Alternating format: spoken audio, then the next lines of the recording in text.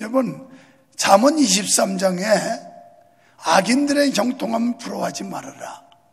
불신자들이 잘 되는 것 때문에 속상해하지 말아라. 안 믿는 사람들은 여호와를 대적하고 그리고 주색을 즐겨하며 하나님을 거역하는 이런 사람들 때문에 기분 나빠하지 말아라. 이런 말씀들을 했어요. 그러면서 오늘 24장에 오면서 이런 사람들은 어떤 사람이냐? 정욕에 빠져 있고 마음속에 자리 잡은 죄악된 생각 때문에 하나님의 말씀을 거부하고 자기 욕심대로 행하는 사람들인데, 문제는 이런 사람들과 함께 어울려 살아야 되는 게 문제라는 거예요. 아예 그들과 결별하고 우리만 독단적으로 독립적으로 살면 참 좋으련만 그렇지 않고 이 악한 자들과 함께 살아야 된다는 데 문제가 있다는 것입니다. 본문에서 지혜자는 성도가 처한 상황을 고려해서 악인과 사귀지 말아라, 이런 교훈을 해요. 사도 바울도 세상에서 성도가 악인을 경계할 것을 가르쳤는데요, 고린도후서 6장 14절에 보면 악한 자들과 멍해를 같이 하지 말아라. 그래서 이 구절을 가지고 믿지 않는 자와 결혼하지 말아라, 또 믿지 않는 자와 동행하지도 말고 사업도 하지 말고, 이런 말씀 구구하게 여러 가지로 해석을 합니다만, 그런데 고린도전서 5장 10절에 보면 믿지 않는 자들과 교제도 하지 말고 믿는 자들끼리만 하거나 또는 홀로 지내라는 그런 뜻이 아닙니다. 저 끝에 보면 만약 그리하려면 세상 밖으로 나가야 될 거다. 그러니까 이 세상 살지 말아야 된다는 거예요. 이 세상에서 우주 공간에 사는 동안은 악한 자들과 접촉할 수밖에 없고, 어차피 불의한 자들, 사악한 자들도 우리와 함께 더불어 살 수밖에 없는 게 세상이라는 거예요. 바울은 영적으로 믿지 않는 자들과 분리하는 삶을 살았지만 그들을 구원하기 위해서 기꺼이 그들의 입장에서 말하고 교제했다는 것을 말씀하고 있습니다. 그러니까 우리 속담에 호랑이를 잡으려면 호랑이 굴에 들어가야 된다는 말이 있는데, 우리가 악한 자들을 무조건 배척하는 게 아니라 믿지 않는 사람들, 그들과 더불어 살면서 그들도 주님 앞으로 인도해야 될 책임이 있다는 거예요. 그래서 11절에 보면 저 멸망으로 가는 사람들을 외면하지 말고 그들도 구원의 길로 인도하여라. 만약 너희가 외면하면 그 책임을 물리겠다는 게 12절의 말씀이잖아요. 그러니까 우리는 세상 속에 들어가서 세상에 믿지 않는 사람들을 주님께로 인도해야 될 사명과 책임이 있다는 거, 이걸 우리가 믿어야 된다는 거예요. 근데 문제는 그 속에 어울려 살지만 물들지 말라는 거예요. 본받지 말고 악한 습관을 따라가지 말라는 겁니다. 시편 1편에 복 있는 사람의 정의를 말하면서 복 있는 사람은 악인의 꾀를 쫓지 않는 사람이고 죄인의 길에 서지 않는 사람이고 오만한 자의 자리에 앉지 않는 사람이 복 있는 사람이라, 이렇게 말씀을 해요. 우리가 세상 속에 살지만 세상에 물들지 말라는 거예요. 세상의 악습을 답습하지 말라는 거예요. 악한 자들의 행위를 따라가지 말라는 거예요. 그러니까 무슨 얘기냐면, 바다 짠물 속에 물고기가 살지만 그 물고기가 살아만 있으면 절대 그 몸에 짠물이 스며들지 못해요. 죽어야 짠물이 들어가요. 오늘 저와 여러분이 이 세상 살면서 이 악한 세상에서 물들지 않으려면 생명 있는 그리스도인이 돼야 된다는 거예요. 살아있는 그리스도인은 절대 세상에 휩쓸리지 않아요. 그래서 로마서 12장 1절에 너희는 이 세대를 본받지 말아라 그랬어요. 여러분, 우리가 세상에 더불어 살지만 세상 따라가면 안 된다는 거예요. 악한 길에 서면 안 된다는 거예요. 죽어도 우리는 그리스도인으로서의 정절을 지켜야 되고, 지조를 지켜야 되고, 자존심을 지켜야 되고. 내가 이래봐도 예수 믿는 사람인데, 할렐루야, 이게 살아있는 그리스도예요. 그래서 살아있는 사람들은 우선 눈빛부터 달라.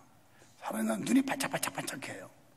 그런데 죽어있는 사람은 눈이 개심칠해가지고 썩은 동태눈깔 같아. 그래가지고 이래가지고. 내가 어저께 우리 집사님들 카페에서 뭐 얘기해서, 목사님 친손주 보러 가야 될 텐데 보고 싶잖아요. 영상으로 다 본다고 그랬더니, 그래도 직접 보는 거하고 같으냐고 막 그래서 하도 옆에서 부추기길래, 그러면 내가 보여줄까 하고 우리 손자를 보여줬어요. 와, 애가 막 눈이 부리부리하네요. 그래서 할아버지 닮아서 그렇지. 예수 믿는 사람은 눈이 반짝반짝반짝반짝 빛나야 돼요. 어디 옆에 사람 좀 쳐다봐요. 눈이 빛났나? 꼭 썩은 동태눈깔 같은가 그냥. 눈이 반짝반짝 빛나는 생기가 돌아야지. 너니 그냥 개심칠해가지고 이래도 되겠어요? 오늘 우리 믿음이 살아있으면 절대 세상 것들이 들어오질 못해요. 근데 이 죽어 있으니까 이 속으로 파고 들어와가지고 세상의 약한 것들이 우리 속에 들어오는 겁니다. 오늘 이 말씀은 너희가 세상에 살지만 더불어 살아야 되지만 물들지 말라는 거예요. 악한 거 따라가지 말라는 거예요. 끝까지 믿음 곧게 지키라는 거예요. 그게 지혜자가 주는 교훈이에요. 너희가 세상을 떠나서 등지고 살 수는 없다. 그러나 그 악한 자들의 행위, 그런데 편승하지 말아라. 그런데 따라다니지 말아라. 이런 말입니다. 우리는 믿지 않는 자들에게 빛을 비추어서 오히려 믿지 않는 자들이 하나님께로 돌아오게 하라는 거예요. 이사야 49장 6절에 보면 하나님께서 이스라엘 백성들을 빛으로 삼아서 나의 구원을 베풀어서 땅 끝까지 이르게 하리라. 우리는 나가서 빛을 비춰서, 너희는 세상의 빛과 소금이라고 그랬는데 빛의 사명을 감당하고 소금의 역할을 감당해서 이 어두운 세상을 비춰야 되고, 썩어져가고 타락하고 부패하는 세상을 바로잡아야 될 책임이 누구한테 있느냐? 우리 그리스도인들에게 있는 거예요. 믿어지시면 아멘 합시다. 눈을 똑바로 뜬 사람은 아멘이 나오는데, 눈이 흐리멍텅한 사람은 무슨 소리야 지금, 뭐 이러고 있어요 아직도. 그러면 오늘 이 땅에 살고 있는 우리 성도들의 삶이 어떻게 돼야 될까요? 먼저 하나님의 지혜로 무장을 하고 그랬어요. 오늘 6절에 보니까 너는 모략으로 싸우라, 승리는 모사가 많음에 있다. 여러분 2019년, 아니 여러분의 인생 승리하기를 원하시면 아멘 합시다. 그러면 어떻게 싸워요? 모략으로 싸우래요. 이 모략이라는 말은 뭐냐면 하나님의 지혜를 말하는 거예요. 하나님이 주시는 지혜, 하나님께 지혜를 받아서 살면 인생을 성공적이고 승리하는 삶으로 만들어낼 수가 있다는 거예요. 그래서 하나님의 지혜로 사는 이런 성도 되시기를 축원합니다. 성도는 죄인을 불쌍히 여기시는 하나님의 긍휼과 은혜가 아니면 죄와 허물로 죽을 수밖에 없는 존재였습니다. 그래서 에베소 2장 1절에 보니까 너희의 허물과 죄로 죽었던 너희를 살려주셨대요.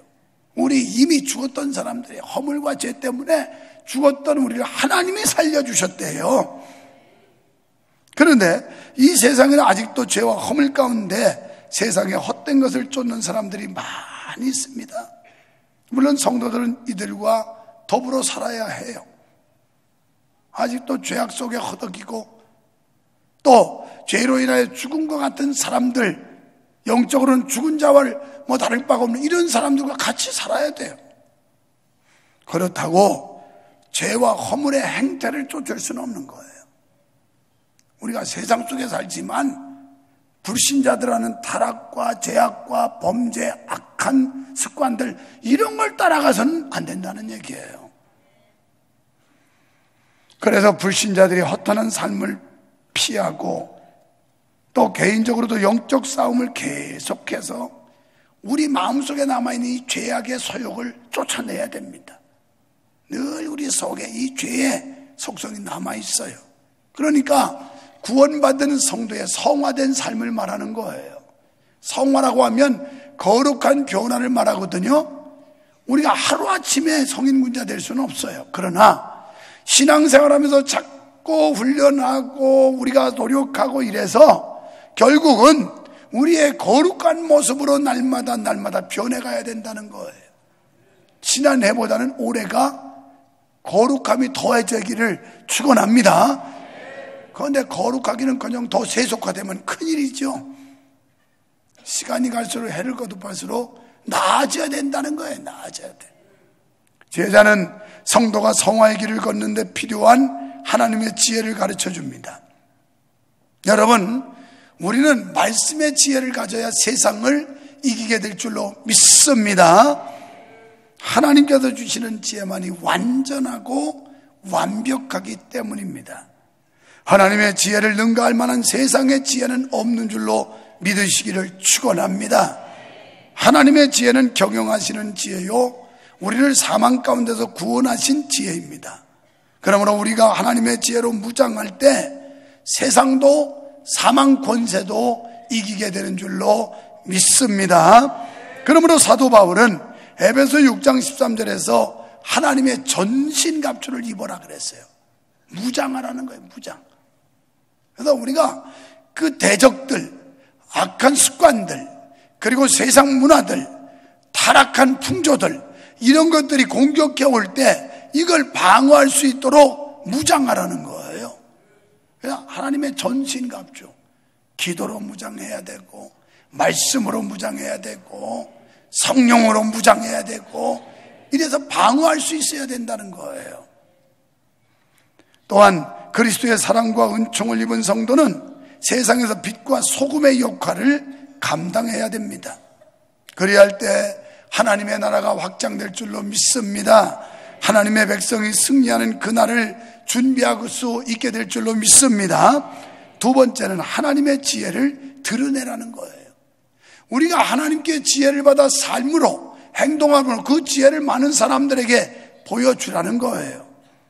지혜자는 하나님의 전신갑주를 입으라는 권면에 이어서 하나님의 지혜로 무장한 성도는 그 지혜를 삶 속에 드러내야 된다고 말씀합니다.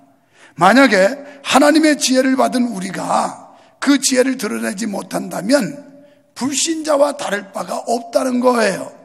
그렇습니다. 거룩한 성도는 생활 가운데서 구원의 향기를 드러내야 됩니다. 그러면서 여러 가지 권면하는데요, 재판의 공의를 드러내라는 거예요. 공정한 재판, 판단을 바로 하라는 거예요. 그래서 옳고 그름을 바로 판단하라. 여러분, 신앙생활하고 인생 살아가면서 뭐가 옳고 그른지를 판단 못하면 그 인생은 실패예요. 그래서 옳고 그른 것을 판단해야 되고, 또 정직한 생활을 하라는 거예요. 이는 하나님 앞에 선 사람은 당연한 겁니다. 하나님 앞에 선 사람은 정직해야 돼요. 정직. 요새도 언론에 오르내리는 사람들 보면 정직하지 않아요. 끝까지 변명하고 거짓말하고 핑계대고 나는 잘못 없다고 하고 아주 얼마나 속보이는지 몰라요. 그러니까 그냥 정직해서 내가 잘못했다고, 내가 큰 죄를 졌다고 하면 다른 것 오히려 덮여서 괜찮을 텐데 계속 그냥 줄에 얽혀가지고 다 폭로돼요. 지금 다 폭로돼. 다 드러나고 있어요. 그래도 끝까지 아니라고. 나는 절대 그런 일 없다고. 이게 세상에 타락한 자들이 하는 짓이에요. 예수 믿는 사람들은 정직하게 하나님 앞에 회개하고 잘못했다고 고백하고 그럴 때 용서도 있고 구원이 있는 줄 믿습니다. 위증하지 말래요. 이것은 재판과도 관련이 있고 정직한 생활과도 관련이 있는 거예요. 우리 그리스도인들은 정직하고 진실해야 됩니다. 내 목에 칼이 들어와도 아닌 건 아니라고 하고 긴 건 기라고 해야 되는 거예요. 그게 정직한 거예요. 그냥 유불리에 따라서 기회주의자, 이건 정직한 사람 될 수 없어요. 기회주의자들은. 또 무분별한 보복을 하지 말래요. 우리가 복수하는 건 하나님의 권한이니까 하나님 앞에 다 맡기고 복수할 생각하지 말고 그냥 내비두래. 기도만 하고. 그럼 하나님이 대신 원수 갚아준다네. 우리가 원수 갚으려면 피비린내 나지만 하나님이 갚으시면 깨끗해. 그냥 하나님 앞에 맡기라는 거예요. 맡기라. 그리고 보복은 하나님께서 해주신다고 로마서 12장 19절에 말씀했어요. 그 다음에 지혜자는 괴로움에 대해서 권면해요. 게으른 자에게는 궁핍이 강도와 군사같이 임한다. 성경에 보면 너희는 게으르지 말고 부지런하여 열심을 품고 주를 섬겨라.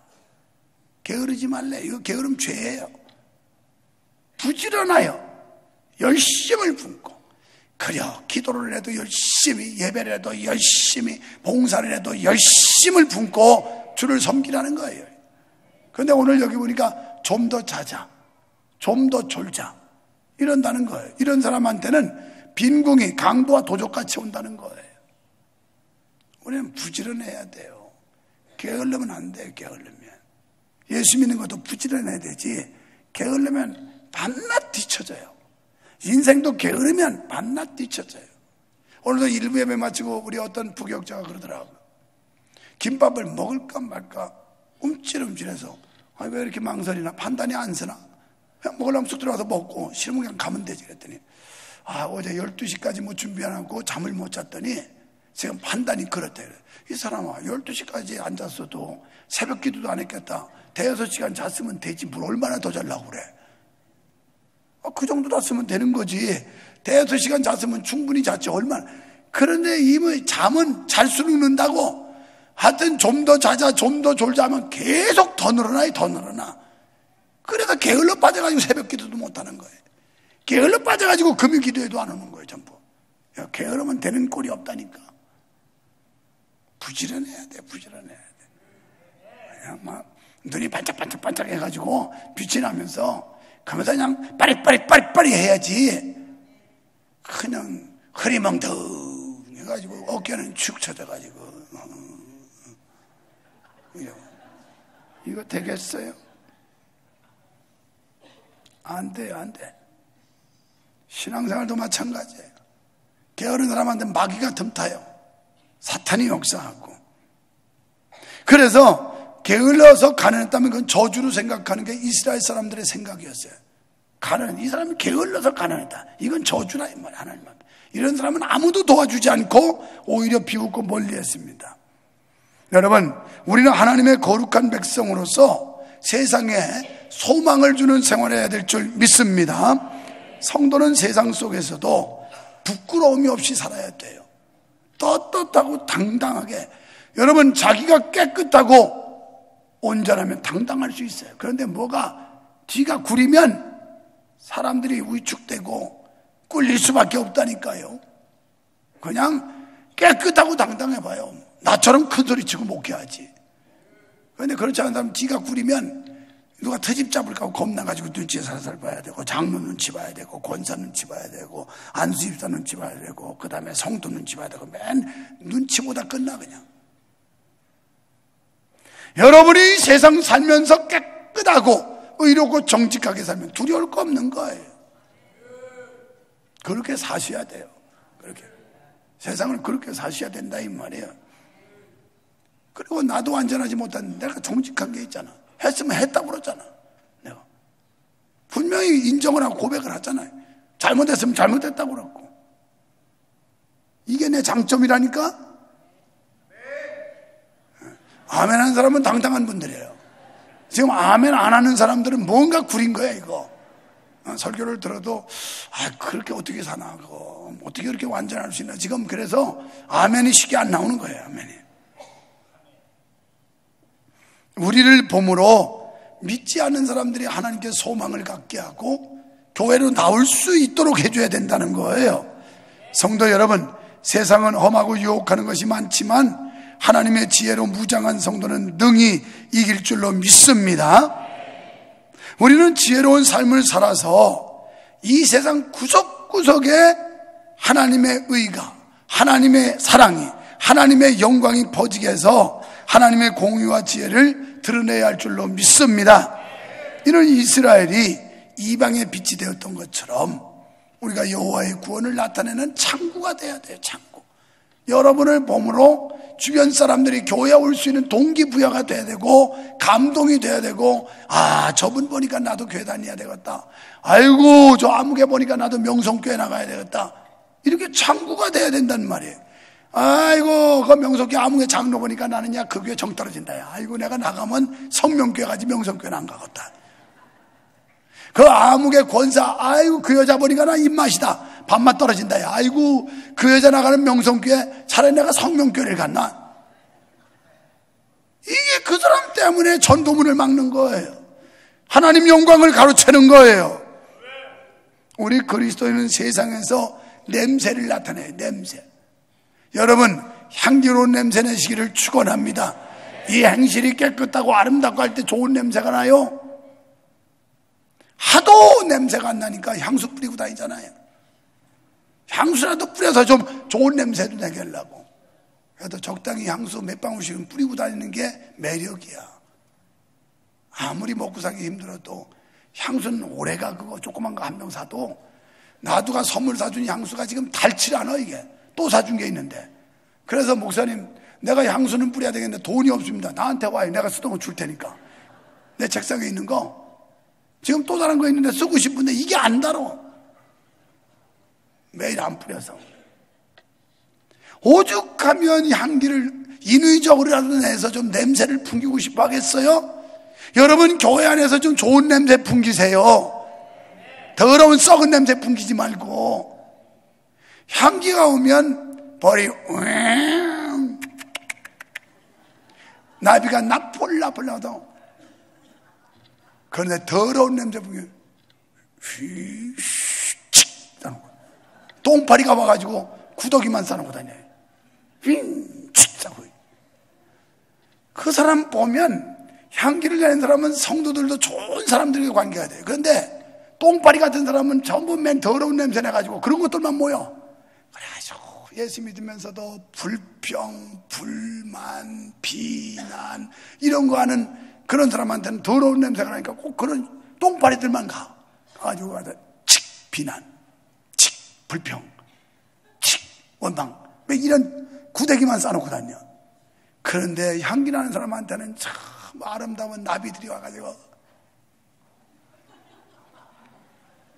벌이 와서 여러분, 아름다운 향기 내기를 축원합니다. 가정에서 향기를 내는 성도 되기를 축원합니다.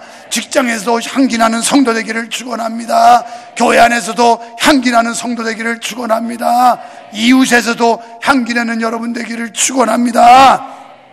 더럽고 추악한 냄새가 나는 세상 속에 아름다운 예수의 향기를 바라는 성도가 되시기를 축원합니다. 이런 향기를 내려면 내가 나가지 말고 예수님이 나가면 돼. 나보다 주님을 앞세우면 돼. 자꾸 내가 앞세우니까 더럽고 지저분한 냄새 나지, 예수님만 앞세우면 향기 나는 성도 될 수 있어요. 우리 속에 예수 있으면 예수 냄새 나고, 이 속에 마귀 있으면 마귀 냄새 나고. 우리 성도 여러분, 이 타락하고 배역하고 더러운 냄새 나는 세상에서도 여러분이 향기를 발해서 아름다운 세상을 만드시기를 주님의 이름으로 축원합니다.